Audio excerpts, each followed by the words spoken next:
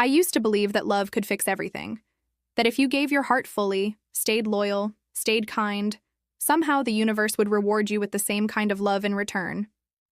That's what I thought when I met him. He wasn't perfect, but he made me laugh. He said all the right things, held my hand like he'd never let go, and promised me a forever that sounded so believable I stopped questioning it. We built plans, traveling together, buying a house, even talking about kids someday. I thought I was safe. But the truth? Love doesn't protect you from betrayal. The first sign was silence. He started coming home late, always tired, always distracted. His phone, once left carelessly on the couch, now never left his pocket. When I asked what was wrong, he smiled, kissed my forehead, and said I was overthinking. That's the thing about betrayal. It doesn't scream. It whispers. Weeks passed. His smile changed. It wasn't warm anymore. It was polite, distant. And I felt it. You can always feel when someone stops loving you, even before they admit it. Then one night, I saw it. A message on his phone, her name, her heart emoji, and the sentence that made my stomach drop. I wish you didn't have to go home to her. My heart didn't just break. It collapsed. I waited until morning. I didn't scream, didn't cry, didn't throw things like they do in movies. I just sat there watching the sunlight touch his face, realizing that the man I loved was already gone. When I finally asked him why, he didn't apologize. He didn't even look guilty. Instead, he sighed, annoyed, and said, "You're too much lately. Too emotional. Too broken. I just can't deal with it anymore. You'll never find someone better than me." That line burned into my chest like acid. Not because I believed it, but because part of me almost did. He packed a bag, left a note, and walked out the door. Just like that. No goodbye kiss, no second look. 3 years of love, erased in 30 seconds. I remember standing there, staring at the empty doorway, thinking, this can't be it. This can't be how my story ends. But in that silence, I made a promise to myself. If he thought I was broken, I would become unbreakable. The days after he left were the hardest. Every room in the house still smelled like him. Every song, every coffee cup, every memory, a ghost whispering his name. But grief has a strange rhythm. At first, it's unbearable. Then it becomes quiet. Then one day, it starts to shape you. I stopped checking my phone. I started walking every morning, breathing deeper, eating better, writing again. Slowly, painfully, I began to feel like myself again. Or maybe for the first time. I deleted every picture of him, not out of anger, but because I didn't need reminders of someone who chose to leave. People say time heals everything. But that's not true. You do. You heal when you decide to stop reopening the wound. By month 6, I could finally look in the mirror and smile. Not because I was over it, but because I was proud of surviving it. And deep down, I knew this was just the beginning of something new. He thought I'd never find better, but he was wrong. Not because I found someone else, but because I found myself. Sometimes life destroys you on purpose, not to punish you, but to rebuild you stronger. And I didn't know it yet, but the day would come when I'd see him again. And that day, I'd smile for a very different reason. The day I realized everything was falling apart wasn't dramatic at first. It was a quiet Tuesday morning, the kind where the world feels too normal to hold any disaster. I was making coffee, humming some random tune, when my phone buzzed. It was a message from my friend Clara. "Hey, didn't know your boyfriend got a new coworker. She's all over his socials. Cute girl, though." My heart dropped. Not because of the message itself, but because deep down, something in me already knew. Women have that sixth sense, that whisper in the back of the mind telling you something isn't right. Still, I brushed it off, told myself not to overthink. But curiosity, it always wins. So I checked. His Instagram, his tagged photos, his new projects. There she was, smiling too wide, standing too close, every caption dripping with flirtatious little hints. And him? He didn't look guilty. He looked happy. That night, I confronted him. I wasn't angry. Not yet. I just wanted the truth. Who is she? I asked, my voice barely steady. He smirked, that infuriating smirk of his. You're overreacting again. She's just a coworker. I wanted to believe him. But the tone, cold, dismissive, irritated, it wasn't the voice of an innocent man. It was the voice of someone who had already checked out emotionally. Over the next few weeks, everything changed. He started coming home late, avoiding eye contact, scrolling on his phone with that secretive half-smile. We used to talk about everything. Now our conversations were reduced to small talk and silence. The distance grew like a fog between us, thick and suffocating. I tried harder. I cooked his favorite meals, left him sweet notes, bought him small gifts. But nothing worked. He didn't even notice. And then one evening, I found the proof. He'd left his laptop open. I didn't mean to snoop, but when you're drowning, you grab any piece of driftwood that might save you. I saw the messages, late-night chats, pictures, plans, promises that used to be mine. My world shattered in that moment. Not because of what I saw, but because of how little surprise I felt. It was like I'd been holding my breath for months, waiting for the inevitable blow. He came home to find me sitting there, tears dried on my cheeks, laptop open on the table. You could have just told me, I said quietly. He didn't apologize, didn't even deny it, just sighed and said, You've changed. We're not the same anymore. Funny, because I hadn't changed. I'd grown. I wanted depth, honesty, partnership. He wanted excitement, validation, the thrill of something new. That night, I packed my things. No screaming, no begging, just quiet resolve. I remember standing at the door, suitcase in hand, and saying, One day, you'll look for me in every woman you meet, and you'll never find me again. I left. And for the first time in a long while, I felt light. But don't get me wrong. Freedom doesn't always come with peace. The first few weeks were brutal. The silence of my apartment was deafening. My bed felt too big, my mornings too empty.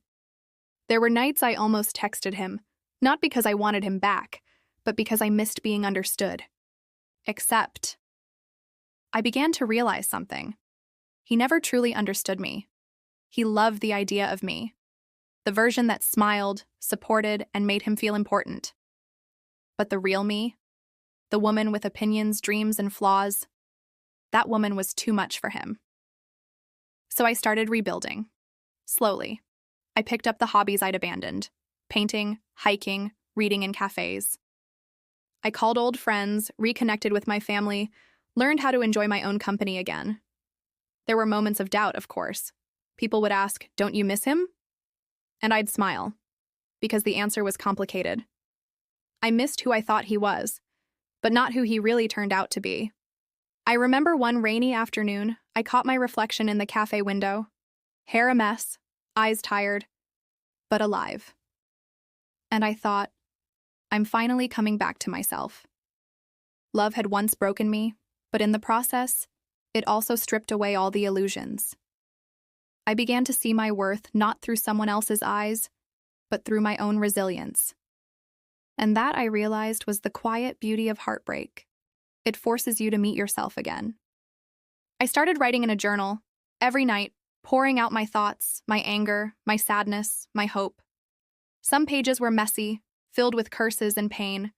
Others were gentle, filled with gratitude for small things: the smell of coffee, the comfort of friends, the peace of solitude. That journal became my therapy, my mirror, my reminder that I wasn't broken. I was transforming. One evening, I wrote a line that still sticks with me to this day. He didn't ruin me, he revealed me. And that's when everything shifted. Because healing isn't about forgetting the person who hurt you. It is about remembering who you were before they did. And choosing to love that person again. Revenge. People think it's about payback, about making the one who hurt you suffer.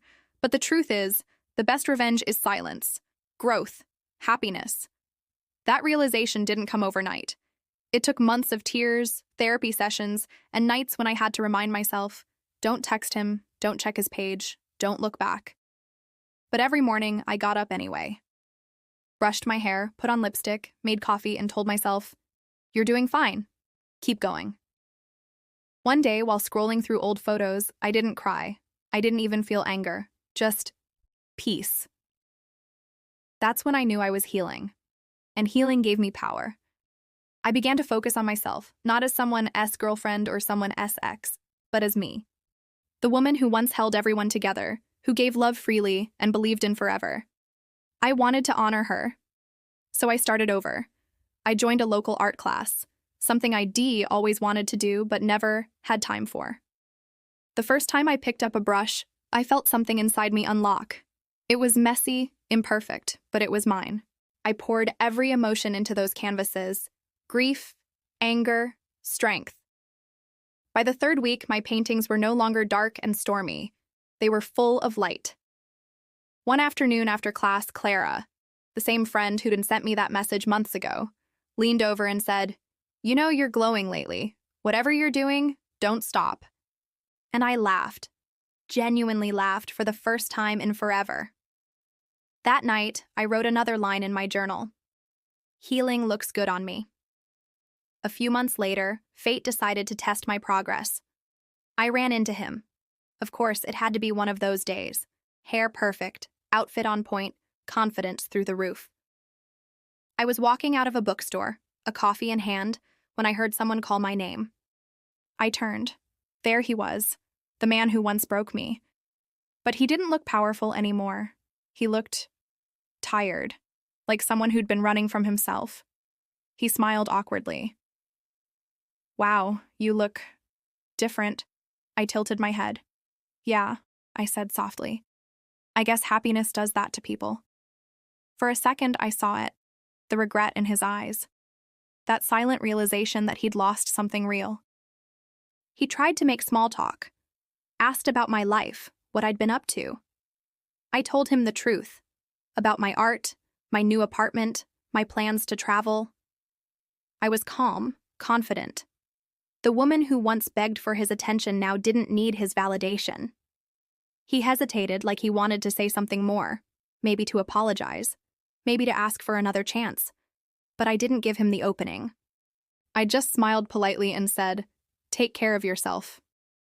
Then I walked away, not dramatically, not bitterly, just gracefully, because I didn't need closure. I was the closure. Weeks later, I took my first solo trip, something I'd always been too scared to do. I went to a quiet coastal town, rented a small cottage by the sea, and spent my mornings watching the sunrise with a cup of tea. For the first time, I wasn't lonely. I was alone, yes. But there's a big difference. Loneliness is missing someone else. Solitude is finding yourself. And in that peace, I realized something powerful. I had been chasing love from others when the only love I truly needed was my own. That's when life started rewarding me. My artwork got featured in a small local exhibit. A woman came up to me during the show, tears in her eyes, and said, "Your paintings, they make me feel less alone." It hit me. My pain had turned into something beautiful, something that touched others. That was my real revenge, turning what broke me into art, empathy, and strength. Then came the unexpected twist. A few months later, I got a message from him, short and simple. "I've been thinking about you. I miss what we had." I stared at the screen for a long time. Not because I was tempted, but because the old me, the one who used to cry herself to sleep, finally smiled without bitterness. I didn't reply. I didn't need to. The silence said everything, because by then I had outgrown him, outgrown the need to prove my worth to anyone. I'd learned that some people aren't meant to love you forever. They're meant to teach you what love isn't. A year passed. On my 46th birthday, I threw myself a little celebration. Candles, music, laughter, surrounded by friends who had seen me through the storm.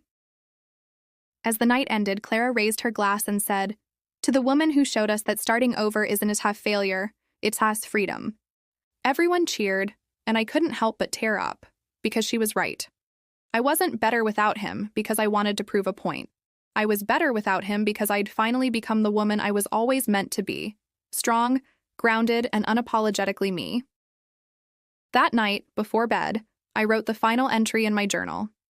He lost me when I found myself, and that's the most beautiful revenge of all. Then I closed the book, turned off the light, and smiled. Not because I'd forgotten the past, but because I had made peace with it. Sometimes life doesn't give you the ending you expected. It gives you the one you needed. And in the quiet of that realization, I whispered to myself, "Here's to the woman who finally chose herself."